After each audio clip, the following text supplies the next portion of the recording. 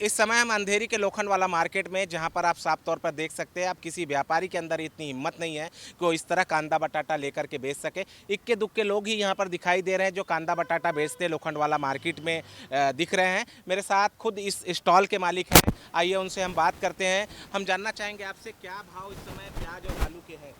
भाई ये प्याज और आलू का आज पूछे नहीं है। प्याज तो आंसू निकाल दिए हैं ग्राहकों के। और पहले ये जो भाव आता था हमको 14-15 रुपये किलो आता था, हम 20 में बेचते थे। आज ये हमारी किलो खरीदी हो गई 65-70 रुपये खरीदी हो गई है।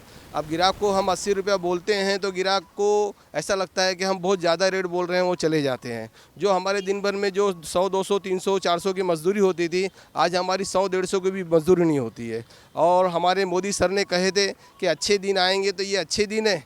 बोलो, हम सुबह से आते हैं, शाम तक मेहनत करते हैं, हमको 200-400 की मजदूरी नहीं मिल पाती है। इससे अच्छा तो लॉकडाउन में था। लॉकडाउन में 2-4 घंटा धंधा लगा लेते तो उसमें दाल रोटी निकल जाती थी। अभी आप बताइए आगे हम क्या करें।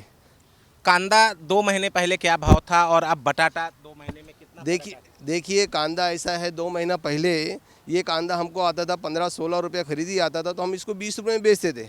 आज ये कांदा हमको 65-70 रुपये में आ रहा है, वो भी सही ढंग का माल नहीं आ रहा है, समझे। तो ग्राहक खड़े भी नहीं हो रहे और भाव हम उनको बोलते हैं चले जाते हैं। अभी आप बताओ कि एक मामूली सा आदमी कैसे अपना घर चलाएगा और किस तरह अपनी ज़िंदगी गुजारेगा।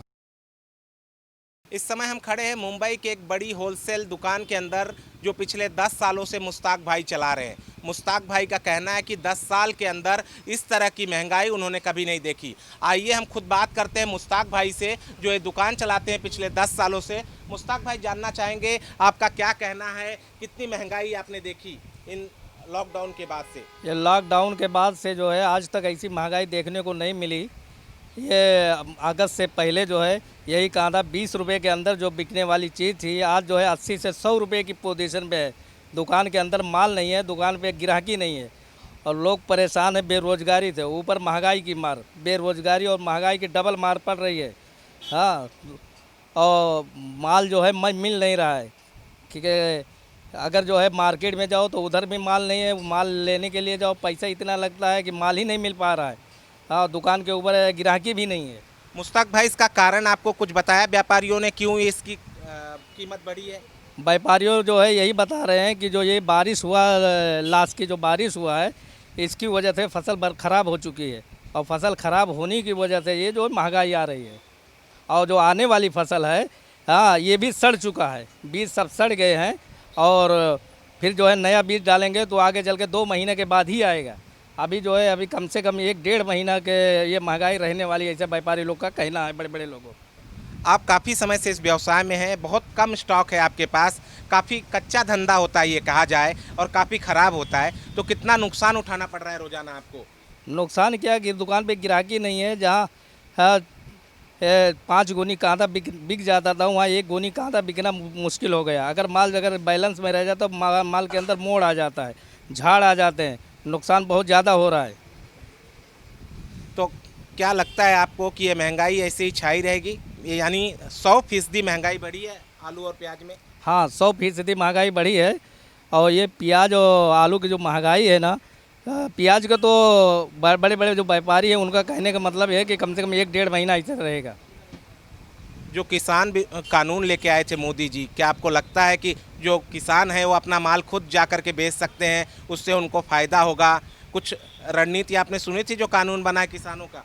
हाँ, किसानों का तो वो तो मैं टीवी चैनल पे देखा आई था। हाँ, किसानों ने आंदोलन भी बहुत ज़्यादा किया, हर चीज़ किए। अब वो तो सरकार के ऊपर है, सरकार क्या करेगी, अब फैसला उनके हाथ में है ना। क्या लगता है आपको कि अच्छे दिन आ गए? अच्छे क्या, यही अच्छे दिन है और क्या। ऐसा तो मैंने ज़िंदगी में आलू तो कभी 50 रुपये किलो बिका ही नहीं है, हाँ, मेरी ज़िंदगी में। मतलब प्याज अपने आंसू रुला रहे लोगों को? हाँ, या तो आंसू रुला रहे कि क्या है, ऊपर जो है बेरोजगारी की मार है, वो दूसरा महंगाई की मार है, पब्लिक परेशान है, दुकान के ऊपर गिराकी नहीं है। इस वक्त आलू और प्याज की कीमतें काफ़ी बढ़े हुए हैं। पिछले वर्ष की तुलना इस अवधि से करें तो लगभग दोगुने का अंतर है। और खुदरा बाजार में अगर देखें तो आलू की कीमतें 92% बढ़ी हुई है और प्याज भी 44% बढ़ी। ठीक वही थोक बाजार में भी आलू 108% बढ़ी और 47% प्याज बढ़ा। ये काफ़ी तेज वृद्धि है और महंगाई जो काफ़ी तेज़ी से बढ़ रही है। और इस महंगाई दर के कारण ही इस बार आरबीआई ने अपना जो ब्याज कटौती का जो चक्र होता है उसको रोका हुआ है। तो काफ़ी ये डरावने संकेत हैं कि अगर इस तरह से आलू और प्याज के दाम बढ़ेंगे तो लोगों के बजट पे क्या असर पड़ेगा, क्योंकि सबसे अधिक खपत होने वाली सब्जी है। इस कोरोना काल में लॉकडाउन में या लॉकडाउन के बाद अनलॉक में लोगों की अर्निंग कम हो गई है, बहुत से लोग नौकरी से निकाले जा चुके हैं या आज कईयों की सैलरी आधी हो गई है, तो उनके लिए अपने जो बचत के पैसे हैं उसको वो लिमिटेड खर्च कर, उसी दौर में अगर हम प्रतिदिन जो खर्च होने वाली सब्जी है अगर उसके दाम बढ़ जाएंगे निश्चित लोगों के बजट गड़बड़ होंगे। दूसरी बात, लॉकडाउन या लॉकडाउन के बाद की अवधि में सबसे अधिक अगर कोई सब्जी इस्तेमाल हो रही थी तो आलू और प्याज का सब्जी का इस्तेमाल हो रहा था। इसके कारण आलू की खपत भी ज़्यादा बढ़ गई है और लोगों ने स्टॉक करना चालू किया और बाजार में भी बहुत से लोगों ने इसका स्टॉक कर लिया। ठीक वही हाल प्याज का है।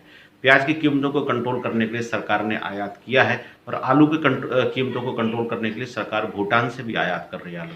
ये फिलहाल फौरी तौर पर उठाए गए कदम है आलू प्याज की कीमतों को रोकने के लिए, लेकिन सरकार को ध्यान देना पड़ेगा कि कम से कम आलू और प्याज है इनकी कीमतें ज़्यादा ना बढ़ें, क्योंकि इनकी कीमतें सीधे आम आदमी को प्रभावित करती हैं। आवश्यक वस्तु अधिनियम से आलू और प्याज को निकाला गया है, नया कृषि बिल आया है और नया कृषि बिल के बाद अगर हम इमीडिएट इफेक्ट देखें तो सबसे अधिक जो आम लोगों की सब्जियां कही जाती थी आलू और प्याज, सबसे अधिक इस पे असर पड़ा है। तो सरकार को भी इस चीज़ की जांच करानी चाहिए कि ठीक कृषि बिल के लागू होने के बाद आखिरकार कैसे आलू और प्याज की कीमतों में आग लग गई, खुदरा बाजार में कैसे आलू 70 या 80 रुपए की कीमत पे पहुंच गया। अगर हम 5 साल पहले देखें तो 5 साल की पहले की कीमतों की अपेक्षा आलू की कीमत 2.5 गुना ज़्यादा है। दूसरी बात, अगर हम 2001 की तुलना करें तो हमने खुद दिल्ली की बाज़ारों में 5 रुपए में 5 किलो आलू खरीदे हैं और आज 2020 में हम 60 से 70 80 रुपए किलो तक आलू खरीदे हैं। तो अगर ये इतना बड़ा उछाल आलू में आएगा तो निश्चित तौर पे ये जो आम आदमी को असर करेगा और आम आदमी पर असर करेगा इसका असर जो है आपको बाजार के साथ चुनाव को भी देखने को मिलेगा। तो काफ़ी गौर करने वाली बात है, क्योंकि आलू और प्याज की कीमतों का बढ़ना मतलब इकोनॉमी हमारी संकट में है और ये आम आदमी को जो है आम आदमी की इकोनॉमी प्रभावित करेगी, राज्य की इकोनॉमी प्रभावित करेगी और केंद्र की भी इकोनॉमी प्रभावित करेगी। और फिलहाल जो बिहार चुनाव में भी हो सकता है कि आलू प्याज की बढ़ी हुई कीमतों का असर पड़ेगा। पिछले 1 साल के आंकड़ों पर अगर नजर डाली जाए तो आलू के दाम 108% बढ़े हैं और प्याज के दाम करीबन 48% बढ़े हैं। बाजार विशेषज्ञों की राय अगर देखी जाए तो अस्थायी रूप से ये कीमतें बढ़ी है। फिलहाल आने वाले 1-2 महीने में स्थिति सुधार में आ जाएगी, लेकिन मार्केट विशेषज्ञ जो कहते हैं कि जब तक मार्केट में नए आलू और प्याज नहीं आते दाम इसी तरह के बरकरार रहेंगे। दर्शकों जुड़े रहे हमारे साथ, अगली खबर के साथ फिर हाजिर होंगे हम।